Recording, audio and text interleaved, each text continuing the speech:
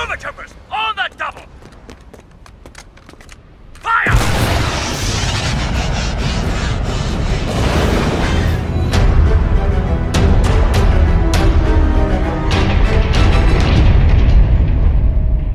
Hey guys, this is Luke from the Scoundrels Cantina, and welcome to another episode of A Star Wars Story. In this video, I'll be telling you the stories of Commander Thorn and Commander Doom, who are most notably seen in the amazing TV series Star Wars The Clone Wars. Their stories are completely separate, so this is basically a two-in-one video. Now the reason why we're doing them together in one video is simply because both of them are inspired by characters from Marvel, which is kind of what they have in common. Before we get to telling their stories, we just want to briefly go over how the two of them are Marvel-inspired characters. Clone Commander Doom is simply by his armor color scheme and name based on Victor Von Doom, aka Dr. Doom, the archenemy of the Fantastic Four. On the other hand, the inspiration for Commander Thorn came from the son of Odin, Thor, as their names are very similar. His Phase 2 armor is in red, kind of resembling Thor's cape, but the biggest Easter egg there are the painted wings on his helmet, which is what Thor's helmet has. Thorn also has a Z6 rotary blaster cannon, which he calls Hammer, which is of course inspired by Thor's hammer, Mjolnir. You rode a hammer? No, I didn't ride the hammer.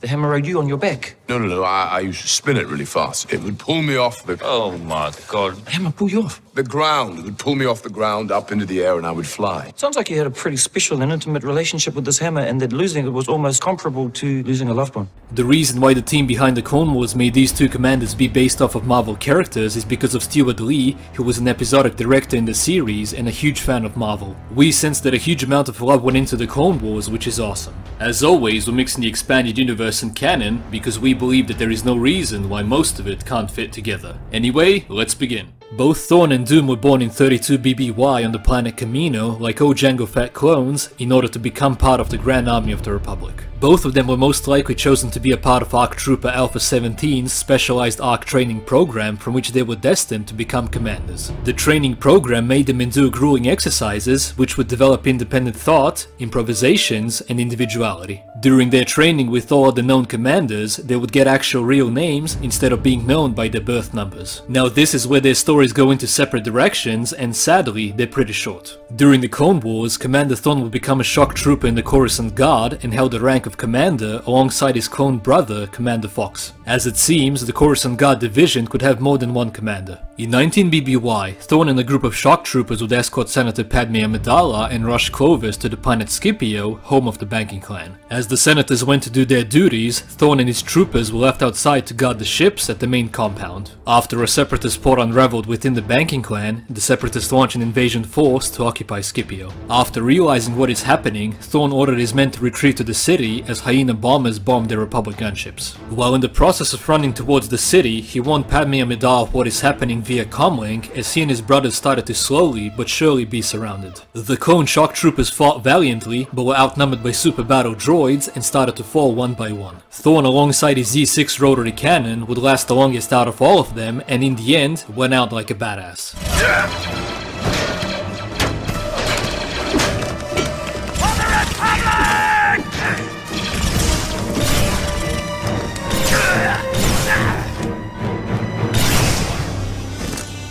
Clone Commander Doom would be present during the first Battle of Geonosis in 22 BBY, which sparked the Clone Wars. As the war raged on, he would eventually be placed under the command of Jedi Generals Tip Lee and her sister Tip La. He and his troopers would eventually adopt a green color motif for their armor, along with a yellow triangle to represent their company. In 19 BBY, Doom would participate in the Battle of Ringo Vinda alongside the famed 501st Legion. As the Republic forces pushed against the droid armies in the station that orbited the planet, Doom fought in the front lines alongside his Jedi Generals as well as Anakin Skywalker and Captain Rex. Doom's company took heavy losses, so Skywalker signed up an ARC Trooper 5 to accompany him and his remaining men. As they pushed forward, Clone Trooper Tup's inhibited ship, which was secretly built into every clone to execute Order 66, malfunctioned, so he shot Tipla at the back of the head, thus killing her. Doom witnessed the murder but was forced to continue fighting with the arrival of destroyer droids. Meanwhile, Tup was apprehended by Fives, while Tipla's body was retrieved by her sister. After the Republic retreated, dead, Doom and his men gathered to mourn the death of their Jedi General. Months later, Doom would lose his other Jedi General Tip Lee as she was stabbed by Count Dooku through the abdomen. What happened to him later is unknown, but he most likely took part in Order 66 thanks to his inhibitor chip and became a stormtrooper in the Empire. Anyway guys, this is it on the stories of the Clone Commanders Doom and Thorn, and we hope you all enjoyed it and learned something new about the vast galaxy of Star Wars. If you want to watch more videos like this one, the link to the playlist of our other Star Wars stories and videos will be in the description down below. Also, if you want to support this channel, hit that subscribe button for even more videos like this one, and remember guys, God is awesome, may the Force be with you always, and we'll see you in another video, you Rebel Scum. This party's over.